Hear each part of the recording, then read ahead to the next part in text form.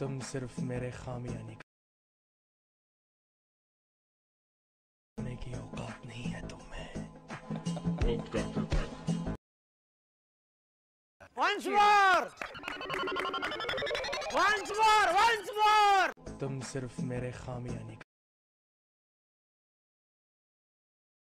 की औकात नहीं है तुम में।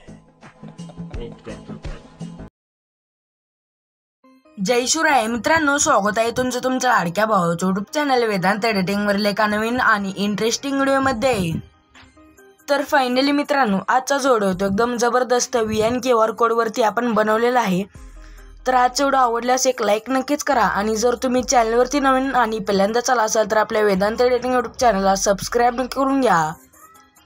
कारण मित्रांनो, आपण आपल्या चॅनलवरती अशाच प्रकारे इंस्टाग्राम ट्रेंडिंग रील्स एडिटिंग शिकवत असतो। तर सोबतच मित्रांनो, आजच्या व्हिडिओला लागणारा QR कोड आपल्या या व्हिडिओच्या व्हिडिओमध्ये कुठेही दिसणार आहे मित्रांनो। 1 ते 2 सेकंदाचा मी दिलेला आहे।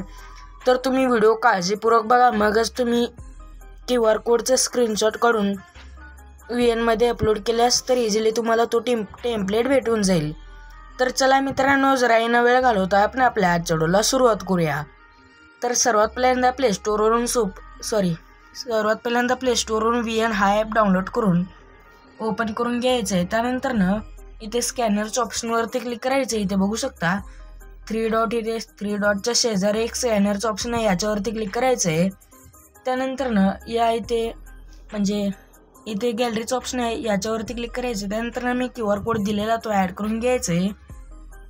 QR कोडवरती क्लिक केल्या आपला जो व्हिडिओ तो इथे येऊन जाईल। त्यानंतर आपल्या मोबाईलचा डाटा ऑन करायचा आहे, मगच येऊन जाईल। त्यानंतर इथे तुम्हाला डाउनलोडचं ऑप्शन बघायला भेटेल, इथे याच्यावरती क्लिक करून मग नंतर यूज टेम्पलेटवरती क्लिक करायचं आहे। त्यानंतर आपल्याला कोणता इमेज हवा आहे तो इमेज सिलेक्ट करायचा आहे।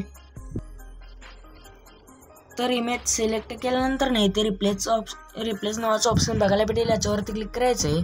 त्यानंतर नेक्स्टवरती क्लिक करायचं आहे। तर इझिली आपला टेम्पलेट जो आहे तो व्हिडिओ बनवून रेडी होऊन टाकेल मित्रांनो। तर आपल्याला हा व्हिडिओ बघण्यासाठी इथे प्लेच्या ऑप्शनवरती क्लिक करून बघायचं आहे मित्रांनो। तर इथे बघू शकता आपला व्हिडिओ तो बनवून रेडी झालेला आहे। तर हा व्हिडिओ सेव्ह करण्यासाठी इथे शेअरच्या ऑप्शनवरती क्लिक करायचं आहे। त्यानंतर एक्सपोर्टवरती क्लिक करायचं आहे।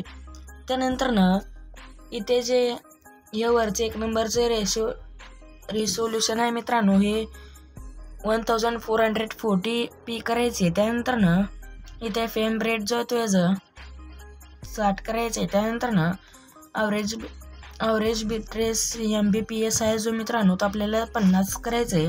त्यानंतर एक्सपोर्टवरती क्लिक करायचं आहे। तर इझिली आपला व्हिडिओ जो आहे तो एक्सपोर्ट व्हायला सुरुवात होईल। तर आजच्या व्हिडिओमध्ये इतकंच। आजचा व्हिडिओ कसा वाटला कमेंट करून नक्की सांगा आणि पुढचा व्हिडिओ येईपर्यंत जय शिवराय, जय महाराष्ट्र।